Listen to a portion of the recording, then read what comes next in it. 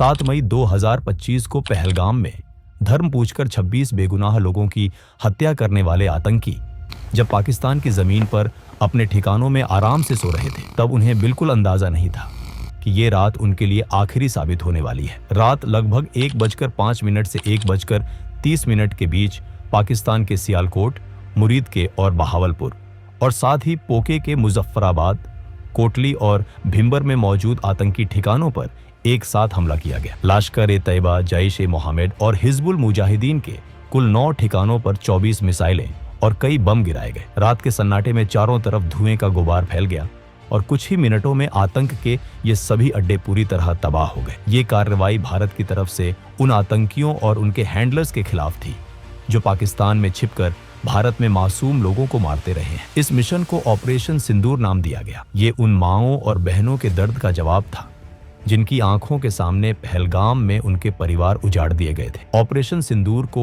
आतंकवाद के खिलाफ भारत की अब तक की सबसे बड़ी मिलिट्री एक्शन माना जा रहा है। पहली बार भारत ने इंटरनेशनल बॉर्डर से करीब 100 किलोमीटर अंदर जाकर आतंकी ठिकानों को निशाना बनाया। इस ऑपरेशन में 100 से ज्यादा आतंकियों के मारे जाने की जानकारी सामने आई।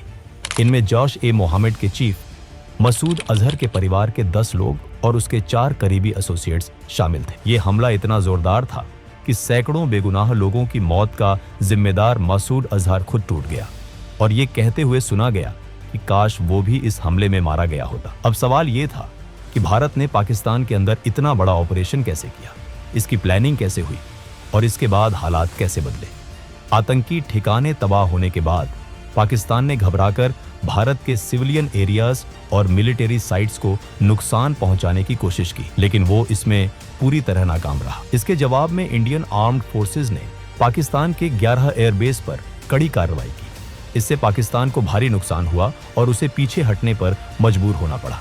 पहलगाम हमले को अंजाम देने वाले 4 आतंकी हमले के बाद जंगलों में भाग गए, लेकिन भारत ने साफ कहा कि इस हमले के जिम्मेदार लोगों और इसकी साजिश रचने वालों को उनकी सोच से भी बड़ी सजा दी जाएगी। भारत ने यह भी साफ किया कि ये एक बेहद प्रिसाइज और जॉइंट मिलिट्री ऑपरेशन था जिसमें पाकिस्तान और पाकिस्तान ऑक्यूपाइड जम्मू एंड कश्मीर में मौजूद 9 बड़े टेरर कैंप्स को निशाना बनाया गया। इसका मकसद सिर्फ पहलगाम हमले के विक्टिम्स को जस्टिस दिलाना था। हमले के बाद पाकिस्तान की ओर से रात के अंधेरे में ड्रोन्स भेजे गए, लेकिन इंडियन आर्मी ने तुरंत एक्शन लेते हुए करीब 50 ड्रोन्स को हवा में ही नष्ट कर दिया। इसके साथ ही देशवासियों को भरोसा दिलाया गया कि मातृभूमि पर किसी भी तरह का हमला सफल नहीं होने दिया जाएगा। इसी दौरान लाहौर में मौजूद पाकिस्तान का एयर डिफेंस रेडर और डिफेंस सिस्टम भी इंडियन फोर्सेस की कार्रवाई में पूरी तरह न्यूट्रलाइज कर दिया गया।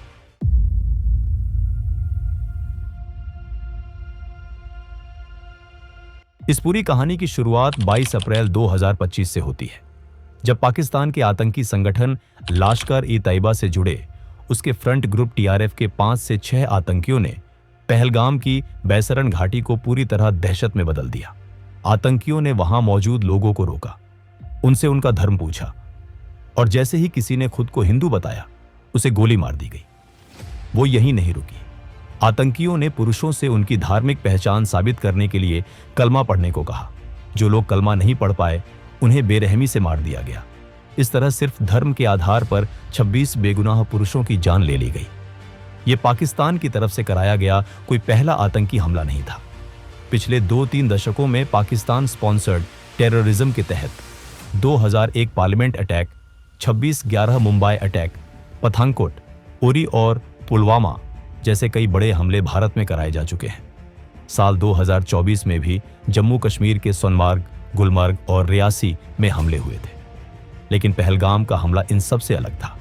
इस बार आतंकियों ने इंसानियत की हर सीमा पार कर दी थी। धर्म के आधार पर की गई इन हत्याओं ने भारत की सहन शक्ति की हद भी पार कर दी।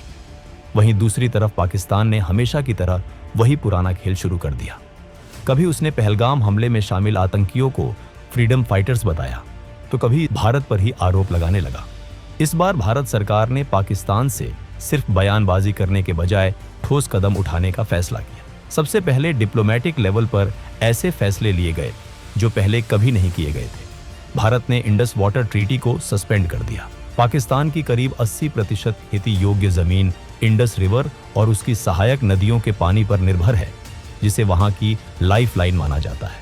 भारत के पास अब ये अधिकार था कि वो इन नदियों के पानी को रोके या बिना किसी वार्निंग के एक साथ पानी छोड़े। इससे पाकिस्तान को कभी सूखे और कभी बाढ़ जैसी स्थिति का सामना करना पड़ सकता है। इसके अलावा अटारी चेक पोस्ट को बंद किया गया, SVES वीजा रद्द किए गए और पाकिस्तान के खिलाफ 4 और सख्त फैसले लिए गए। पाकिस्तान के सेलिब्रिटीज, क्रिकेटर, मीडिया हाउस और सरकार से जुड़े सोशल मीडिया अकाउंट्स को इंडिया में बैन कर दिया गया। OTT प्लेटफॉर्म से भी सभी पाकिस्तानी फिल्में, शोज और सॉन्ग्स हटाने का आदेश दिया गया। इस बार भारत साफ तौर पर पाकिस्तान के आतंकवाद पर हमेशा के लिए फुल स्टॉप लगाना चाहता था। इसलिए एक तरफ जहां पाकिस्तान को इंटरनेशनल लेवल पर आइसोलेट करने के लिए डिप्लोमेटिक स्टेप्स उठाए जा रहे थे, वहीं दूसरी तरफ आतंकियों के खिलाफ मिलिट्री ऑपरेशन की प्लानिंग को लेकर हाई लेवल मीटिंग्स लगातार चल रही। प्रधानमंत्री नरेंद्र मोदी पहले ही बिहार की एक जनसभा में साफ शब्दों में कह चुके थे कि इस हमले में शामिल आतंकियों और इसकी प्लानिंग करने वालों को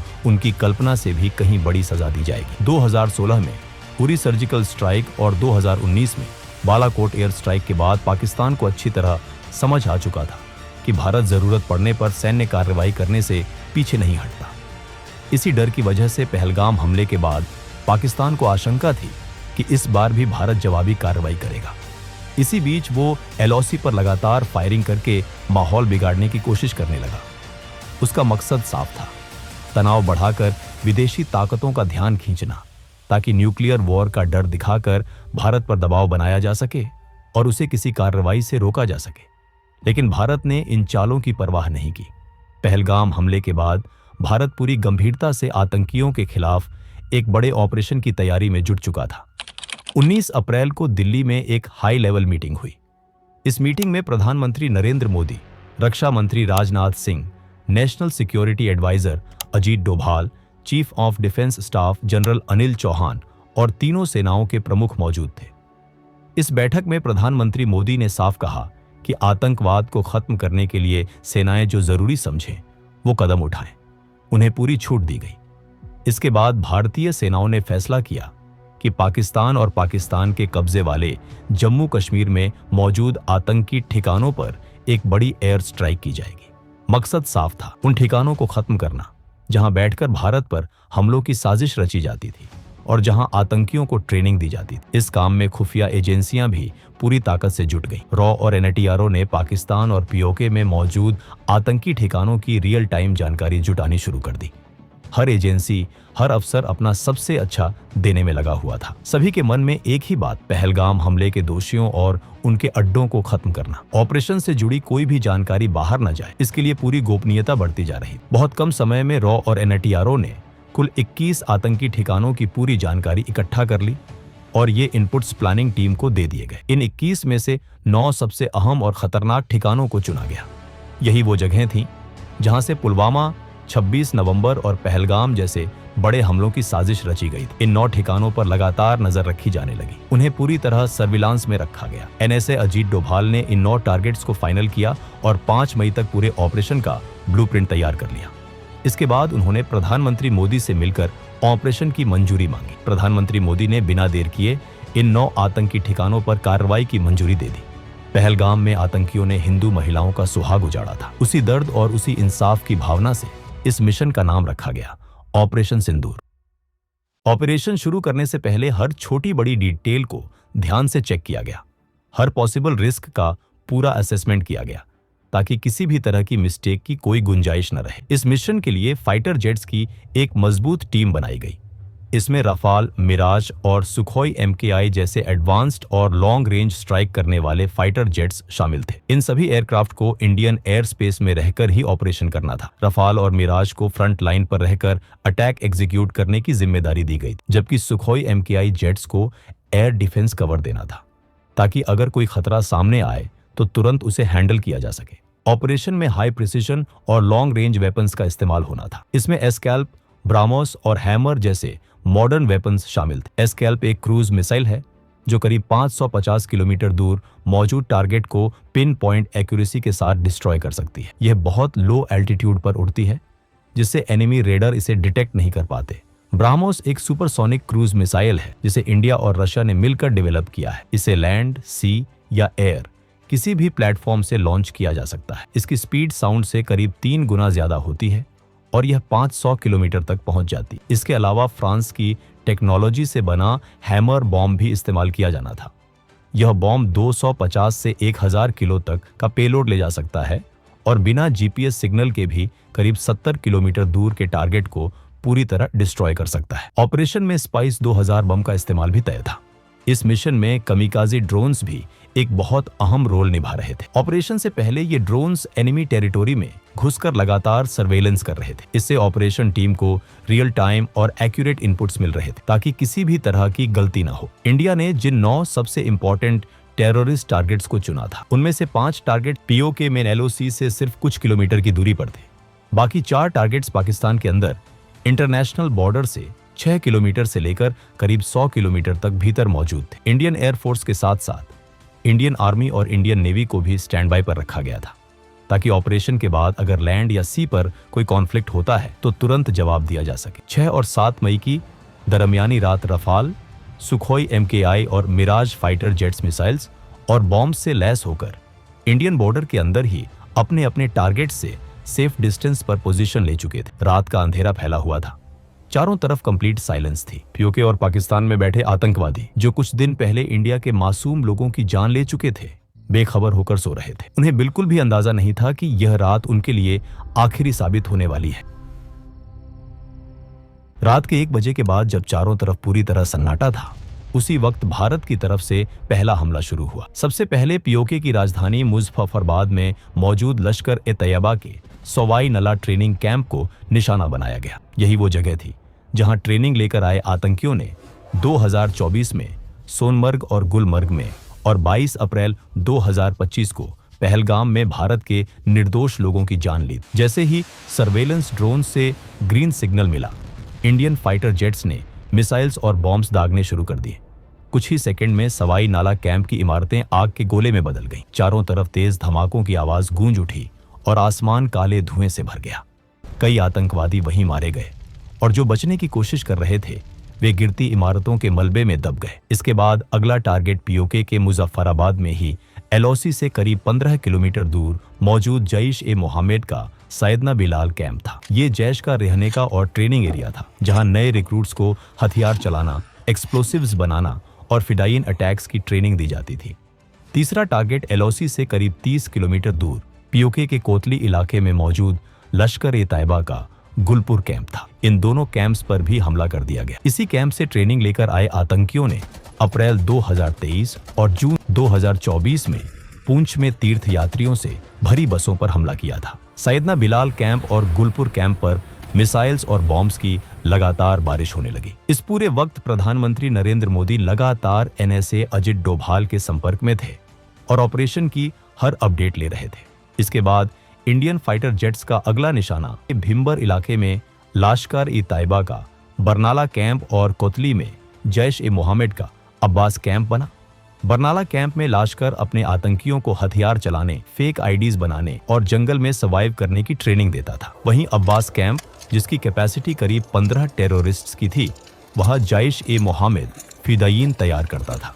जैसे ही फाइनल क्लियरेंस मिला, एक के बाद एक कई मिसाइल्स आसमान से गिरी और दोनों आतंकी ठिकाने पूरी तरह तबाह हो गए। उसी दौरान Indian fighter jets Indian air space में रहते हुए पाकिस्तान के अंदर भी जैश-ए-मोहम्मद, लश्कर-ए-तैयबा और हिजबुल मुजाहिदीन के कई ठिकानों को निशाना बना रहे थे। ऑपरेशन पूरी प्लानिंग, स्पीड और एक्यूरेसी के साथ अपने अगले फेज की ओर बढ़ चुका था। पाकिस्तान के अंदर भारत का पहला टारगेट सियालकोट में मौजूद जैश-ए-मोहम्मद का सरजाल कैंप था। इसी कैंप में मार्च 2025 में जम्मू कश्मीर में 4 इंडियन सोल्जर्स की हत्या में शामिल आतंकियों को तैयार किया गया था। इसी इलाके में हिजबुल मुजाहिदीन का मेहमुना जोया कैंप भी मौजूद था, जहां पठानकोट एयरबेस अटैक की प्लानिंग की गई थी। इंडियन एयर स्पेस में रहते हुए फाइटर जेट्स ने सियालकोट के इन दोनों टेरर कैंप्स पर मिसाइल्स और बॉम्ब्स दागे। हथियार अपने तय किए गए टारगेट्स पर जाकर इतने जोर से फटे कि कुछ ही पलों में दोनों कैंप्स मलबे में बदल गए।